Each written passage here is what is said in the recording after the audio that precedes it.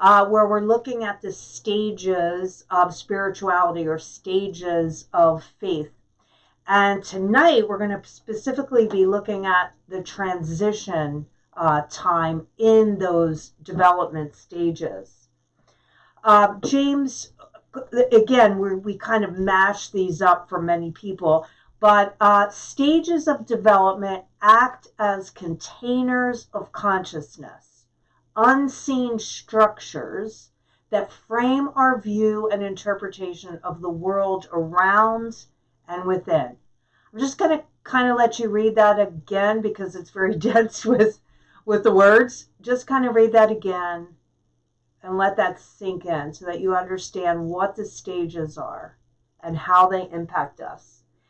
And I also want to encourage you, if you miss the last couple weeks, like Jim, I don't know if you caught up or not, but I would really encourage you to watch these last 3 teachings because we really get into every part. Interpretations of our experiences or how we view the world are dramatically different and dependent upon what stage we are in. Progression through the stages, or I should go like this, of faith is not inevitable. In other words, just because you've been hanging around things of faith or people of faith for a long time, or even reading scriptures and praying, it doesn't ensure your progression. Again, it's not an inevitable thing. You can get stuck in a stage and actually look at it like, well, I'm stable, I'm faithful, I'm grounded, I won't be moved, but you're stuck in a stage, usually one of these two. There's a teaching we did in Sabbath Collective. You can find it in the video section called Nostalgia, the Gateway to Misremembering. And it's actually from July 18th, 2018. If you kind of want to look a little more at nostalgia and what that means and how that can kind of hold you back. So we need to remember, as we're looking at this, as Isaiah said, stop dwelling on past events and brooding over times gone by. I am doing something new. It's springing up. Can't you see it? I am making a road in the desert and rivers in the wasteland. So we need to be open for this something new. And again, we don't want to be stagnant in these stages. Western thinking, hey Phoebe, good to see you. Shabbat Shalom. Western thinking would say, this is either or don't remember anything, just press in towards the new. But Hebraically thinking, obviously that's not the point. The point is, look for the new thing that God is showing you, what God is doing in you, and bring the good things along while letting go of what no longer serves you. In the comments, as we go through this transition process, if you realize that there's a practice that you use or a tradition that you use or some sort of thing that really works in these areas that I'm going to talk about, just pop it in the comments to kind of share with us all. So whether it's through chaos, which by the way, chaos is definitely momentum to transition, spontaneous enlightenment, which is what we talked about a couple weeks ago with Paul. Paul had that aha moment, whether it's a supernatural revelation or all of a sudden the light bulb goes off, or through our own learning. These are all ways that we pass through. Growing through stages of faith has to be intentional. Even the spontaneous enlightenment, as one can wake up but not grow up. So sometimes, I've had this in my life. I'm sure you've had this in your life.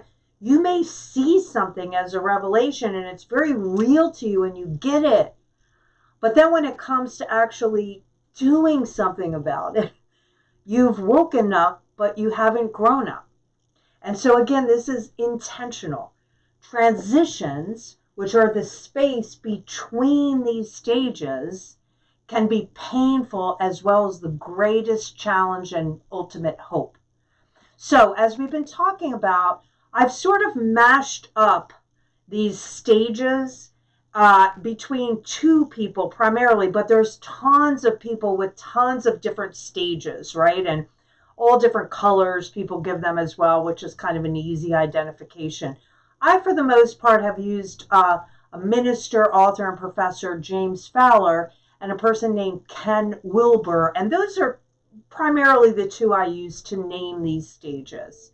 So, James Fowler writes, as human beings, we have imaginations, intuitions, and moments of awakening that disturb us into awareness of dimensions of circumambient,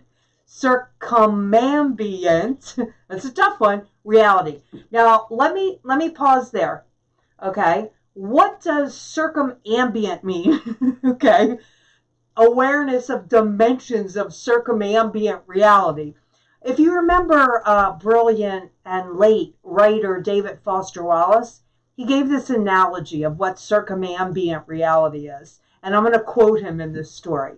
He tells the story, here are these two young fish swimming along, and they happen to meet an older fish swimming the other way, who nods at them and says, morning, boys, how's the water? And the two young fish swim on for a bit, and then eventually one of them looks over at the other and says, what the hell is water? Again, this is a perfect example.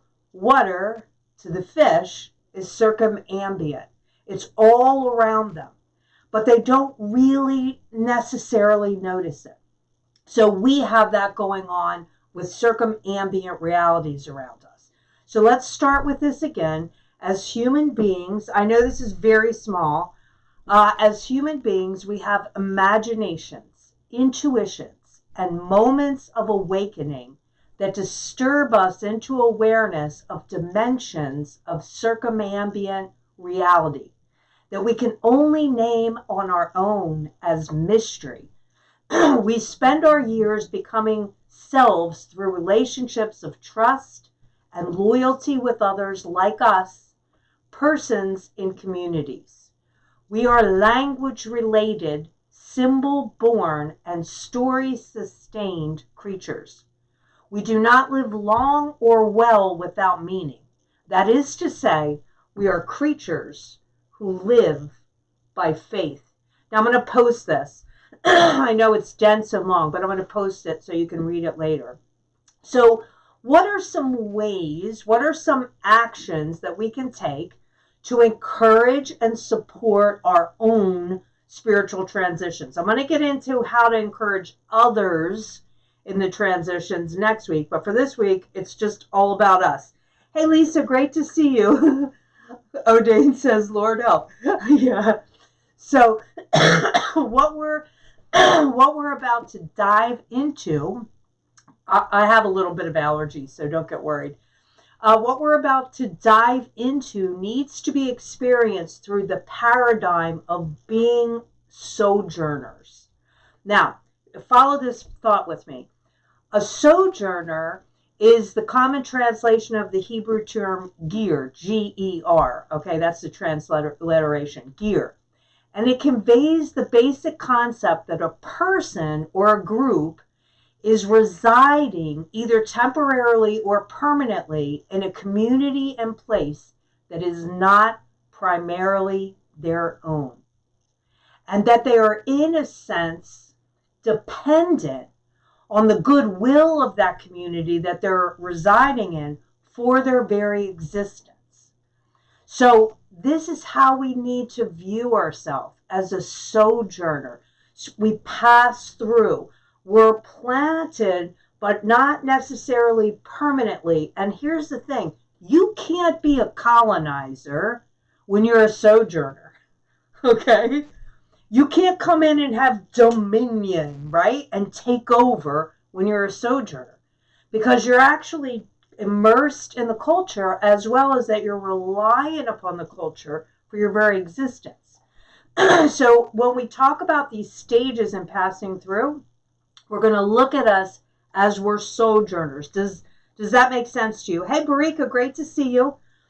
So what are some things that can support us as sojourners that move us through the stages of faith into transition. The first thing I want to look at is cultural immersion. And I'm gonna kind of connect these stories to my own sojourn experience when I moved to Brooklyn multiple decades ago. So, cultural immersion.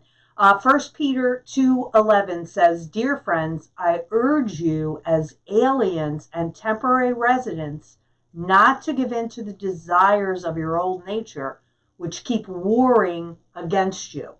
So this is really talking here, Peter, about self-identity, self-centered systems of thinking and acting and communicating can and will be disrupted when one immerses into another culture.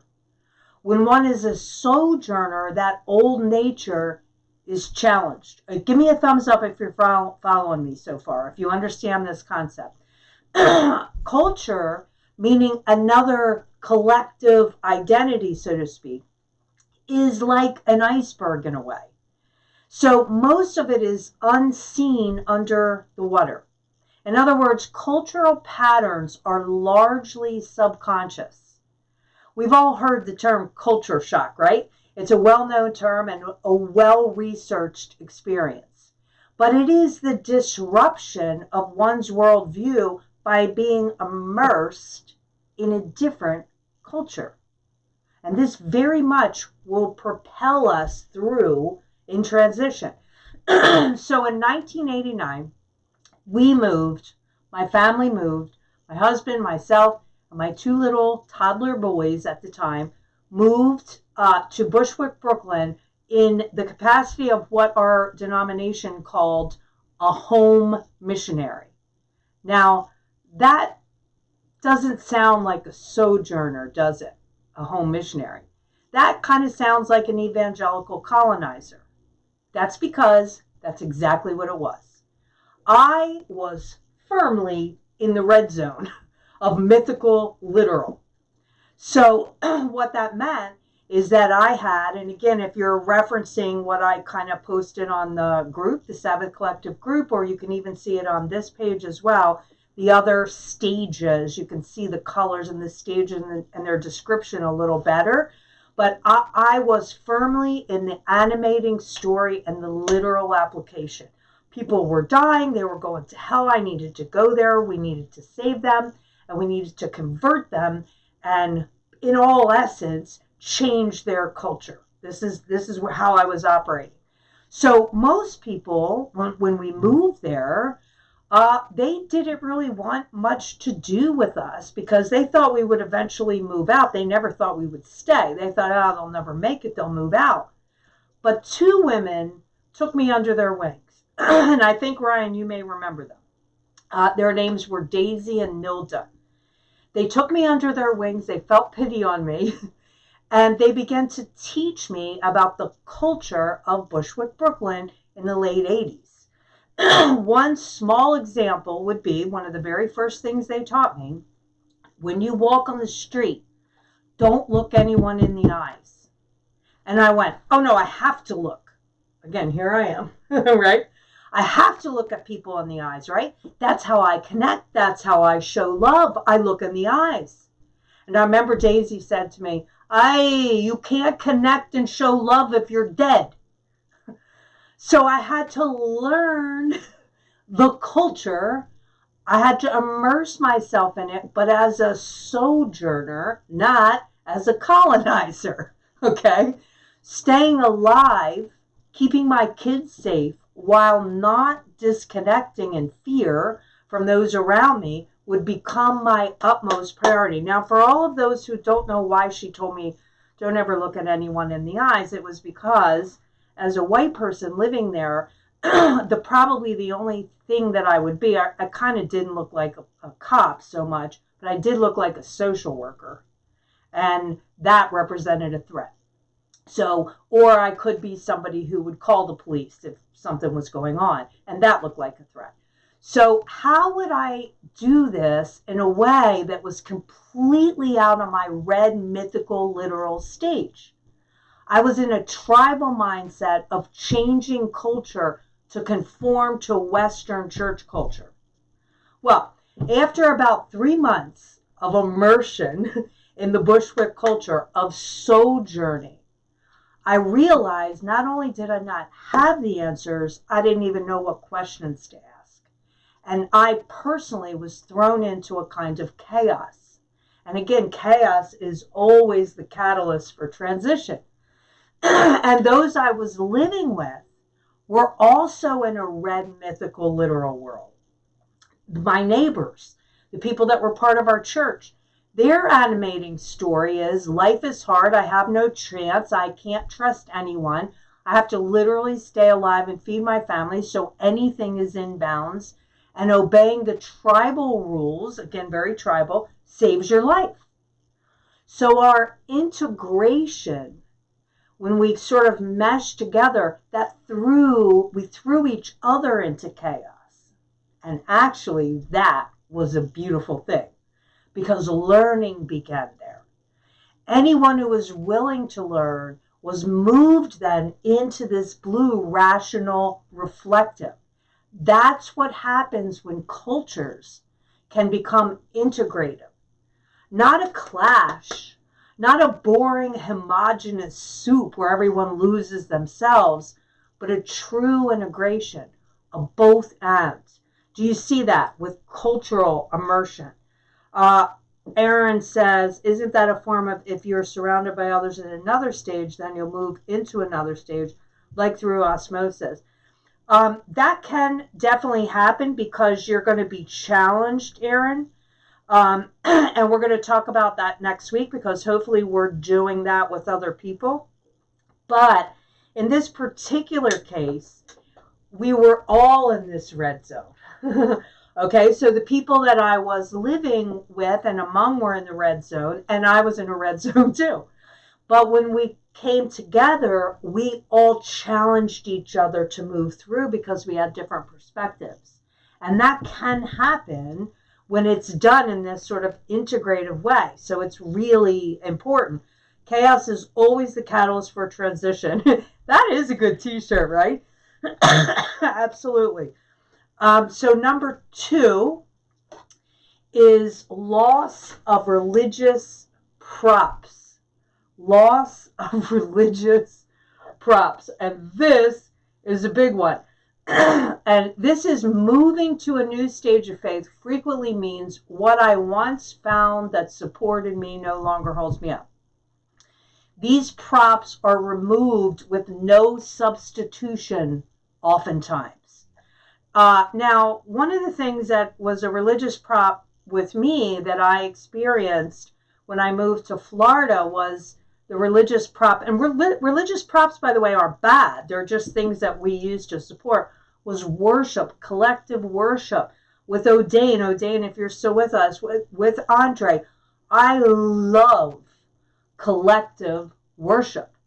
And when I moved to Florida, I couldn't really find a place where I could experience that. And just when I started to find these amazing little gospel churches, we kind of got hit by COVID. And so I wasn't able to really kind of connect. And so I miss collective worship. So I had to find new ways by myself to experience the kind of worship that I felt in a community. Do you all feel that? Give me a thumbs up if you know what that feels like. Again, the support, the props aren't necessarily bad. Jim is saying, to go off Aaron's question, does it require some acceptance or willingness to change and not digging one's heels into the ground? Absolutely, Jim, which is why there's no way that transition will happen without your cooperation. And now God will still move heaven and earth to try to get you moving, but you have to cooperate. No doubt about that. So Paul would be another example of this, somebody who got his spiritual prop removed. His enlightenment experience on the road shifted everything that supported him as a zealot Pharisee. For me also, when I experienced this, was when I lost all the people when I moved to Brooklyn, and And I'm going to talk about that experience a lot because it really was a catalyst for me with transition. For when I moved to Brooklyn from a suburb in South Jersey, I had so many questions, and I usually got advice. I had a big community in South Jersey, and I usually got advice from a lot of people. I was used to communal input. And when I moved there, I would call people, and I found that their advice that they gave me was terrible. It was completely irrelevant and very firmly rooted in this red zone, which I was being moved out of. Dr. Eve Fenton, my mentor, was the only one who knew how to ask questions that would move me towards understanding.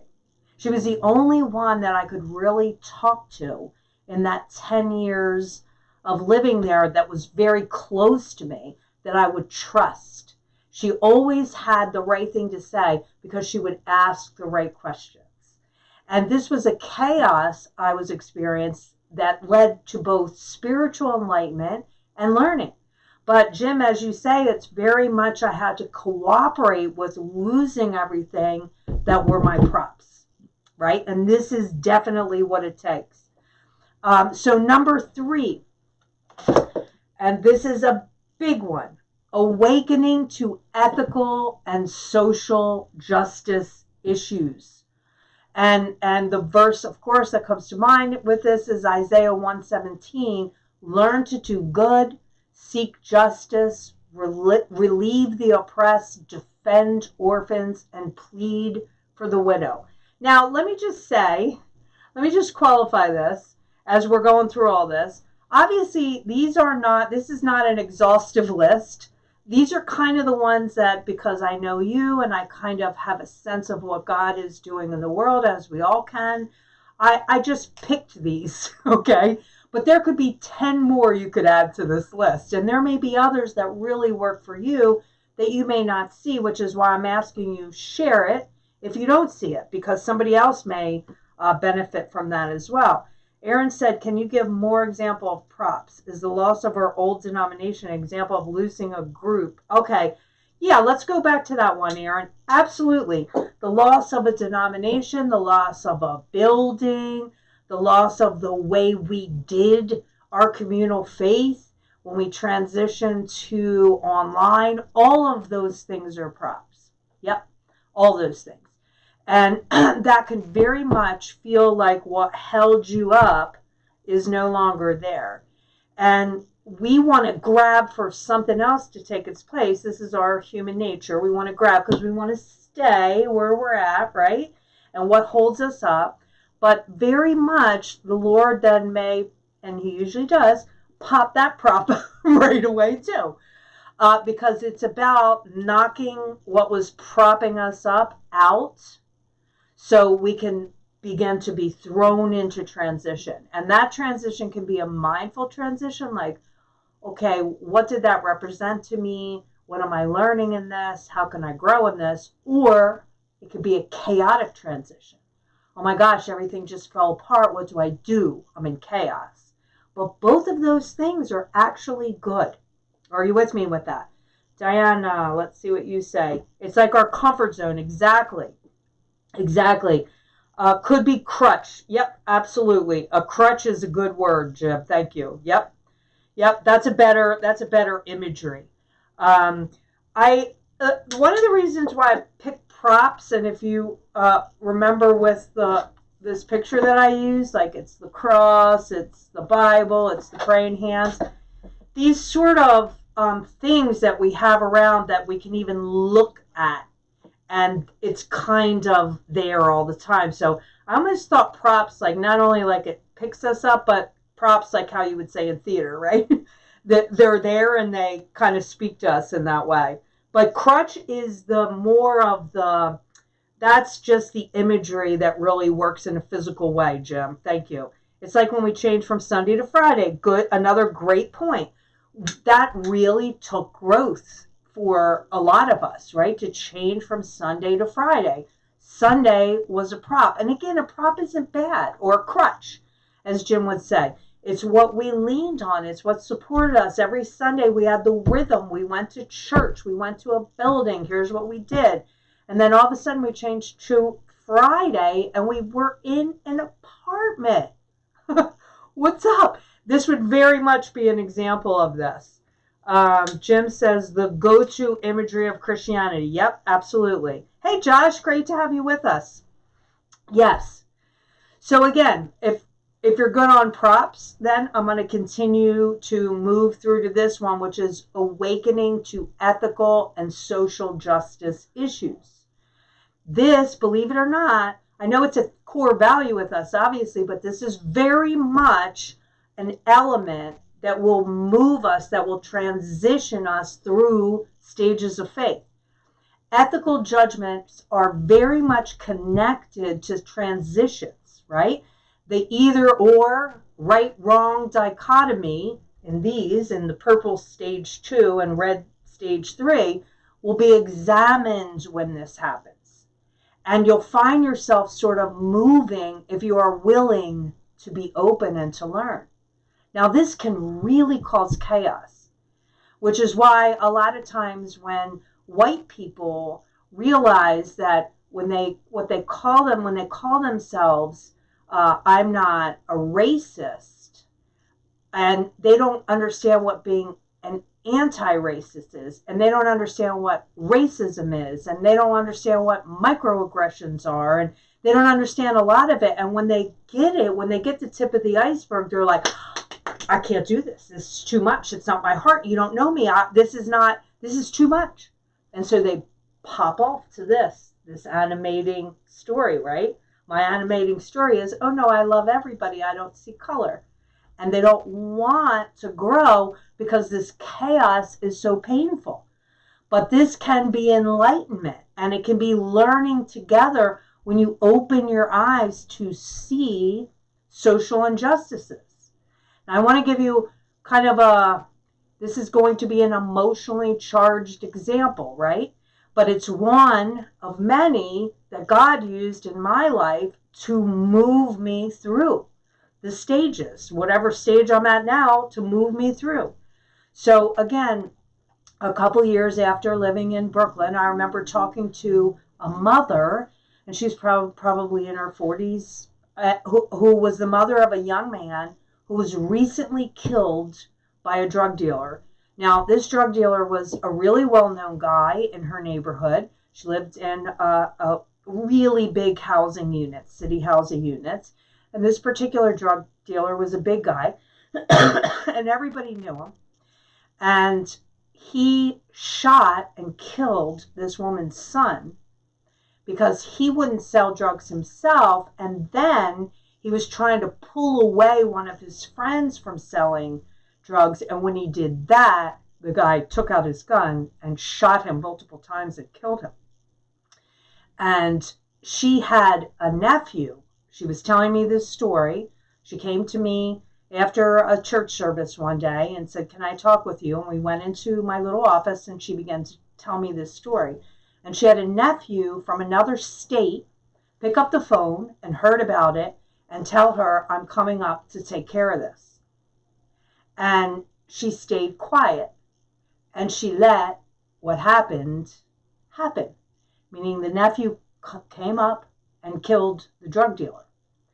And she told me, here's what she said, and I'll really never forget her words, because she told me the story, and she said, I stayed quiet and I let it happen. And I couldn't save my son's life, but I don't know whose other kids I saved by doing that. And she said, and then there was a big pause. And I said, because she asked me to pray for her, I said, what would you like for me to pray for you? And she told me, there's nothing you can say to me that will make me doubt my decision to stay quiet. And there's also nothing that you can say to me that will take away the guilt. Let that sink in. There's nothing you can say to me that will make me doubt my decision. And there's nothing that you can say to me that will take away my guilt. And that story And that sentence that she said was really the tension of this community. When I could, that's it. And when I am awakened to ethical and social issues, I can't just throw platitudes at people, can I? This is a reality. This was the people's reality that I lived with. And it's messy, and it's not this for me, is it? So in order to stay there and make any difference, I had to keep going.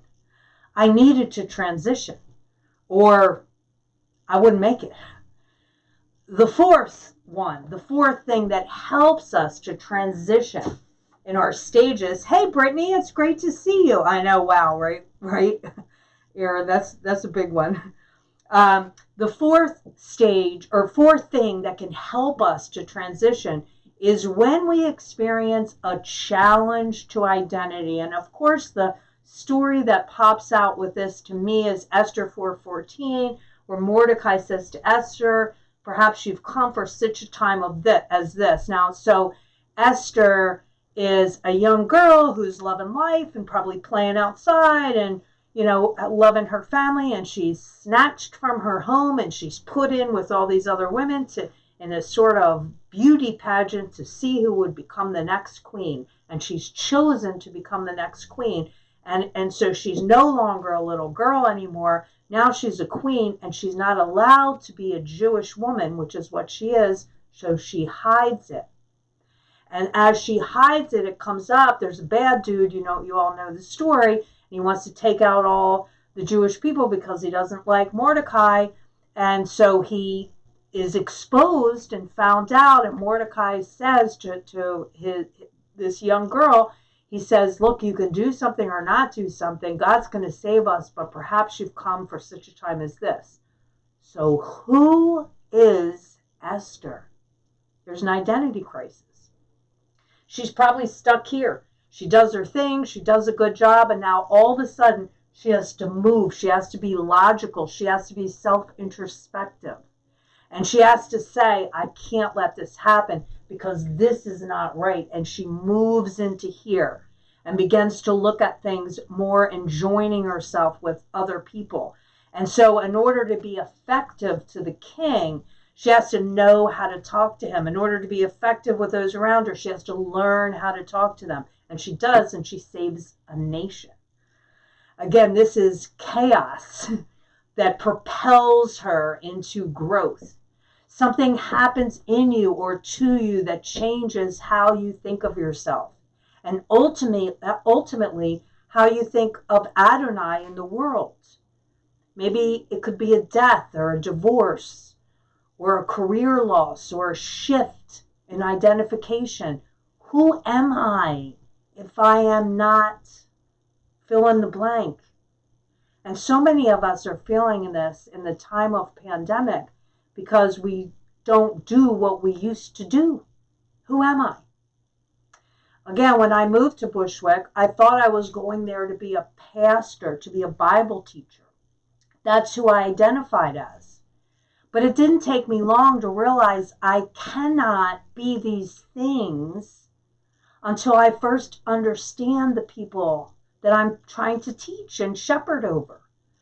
I tried to teach a couple Bible studies and I failed miserably because I didn't know what I was doing with them. I don't have the understanding. I don't have the right or the authority to teach them because I didn't understand. So for about a year, I served. I didn't teach at all. I served. I drove people to grocery stores. I sat in hospitals with people. I went to school meetings with parents who were getting bullied by the administration. I became, as they used to call me, Dr. Quinn Medicine Woman. I treated people with natural medicine because they didn't have support in the healthcare system. I went to police precincts with people to get their children out of jail or to make a complaint. I visited homes. I went to court with people. I immersed myself in the unjust chaos that was the government system. And this allowed a spiritual stage transition for me and kept me moving in the process. But here's the thing, I did not lose myself. I still had awe and wonder and hope and faith, but I also experienced at the same time hopelessness and anger, and I witnessed systemic racism and injustice, and I, along with people around me, experienced violence and fear. This transition was integrative.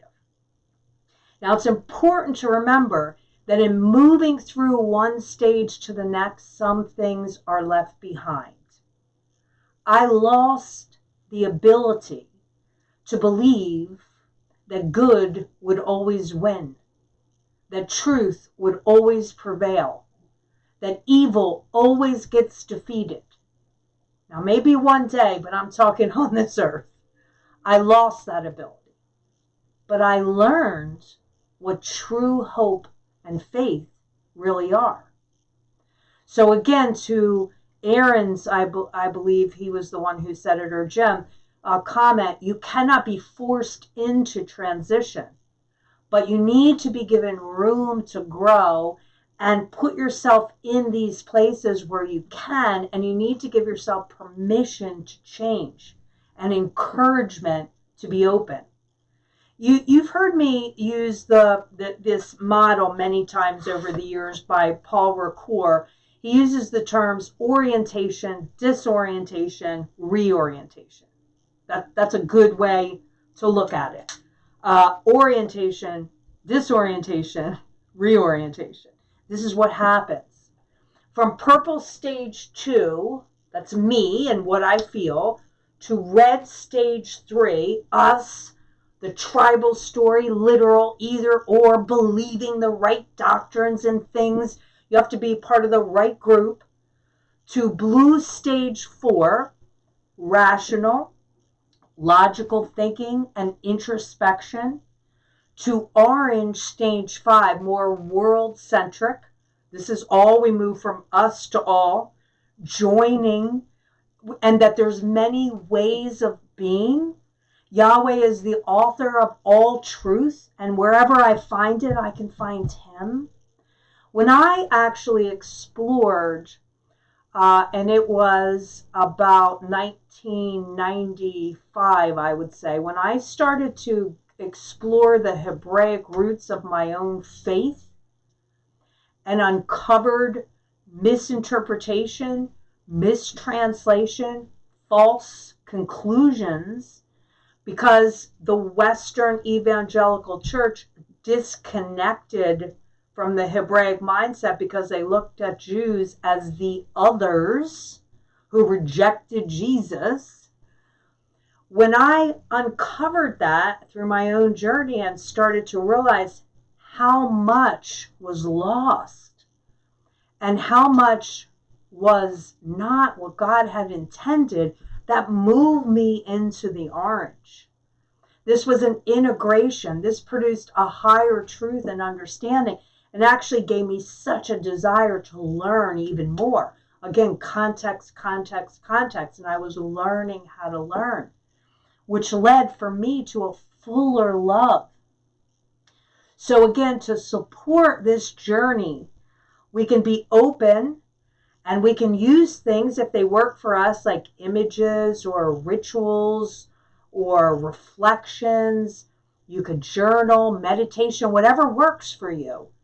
But these stages will definitely help when you are intentionally either put yourself in these stages or find yourself in these stages to move you. Now, the green stage 6. This is universal and enlightenment. And again, we talked about what that meant. If you want, you can sort of download the picture that I made of it. It's on the page and in the group to kind of remember. But enlightenment, the world, the whole world matters. We're connected to it all. If one is oppressed, I am oppressed. And you're actually willing to give your life to serve it. James Fowler said that a large number of Christian believers equilibrate I like that. No, equilibrate at one of these stages. And very few, in fact, go on to stage 6. And he would say this stage requires, and I'm quoting him, a special grace that makes them seem more lucid, more simple, and yet somehow more fully human than the rest of us. And hopefully this is where we're all going, right? And the thing with this is not only is it not elusive to us, but, and here's what's really, I hope we get, and I hope this really is encouraging to you, it's going to feel like home. So it's in our DNA. We're made in the image of God. We come from him.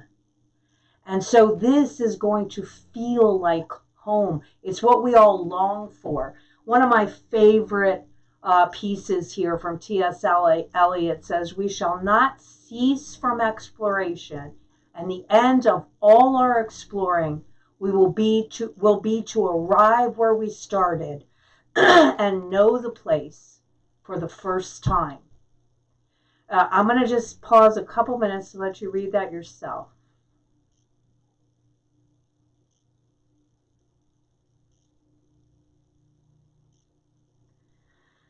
What this is saying, which is such a true spiritual revelation, is that when we're getting to these places, it feels like home to us. I remember one time N.T. Wright described what he thought that when someone crosses over from death into life and they go beyond the veil and they say to themselves, "Oh, I knew it would be like this." And so where we're heading is, it's going to feel like home. And so we need to not fear it and just be open to anything that can get us in the transitions. And even when we pop back because chaos happens, we can still get right back on the course. So I love you all. If you have, hey Beth, good to see you. If you have any other thoughts or questions, I invite you to write them in the comments. We can also talk in the members group as well if you want to talk about some more. Let's pray for one another. This has been an insane week. Not surprising, but definitely heartbreaking. Let's just continue to pray for one another, for truth, for love, and all the good stuff. And be open to even these times being used by God to transition us into maturity. I love you. Shabbat Shalom.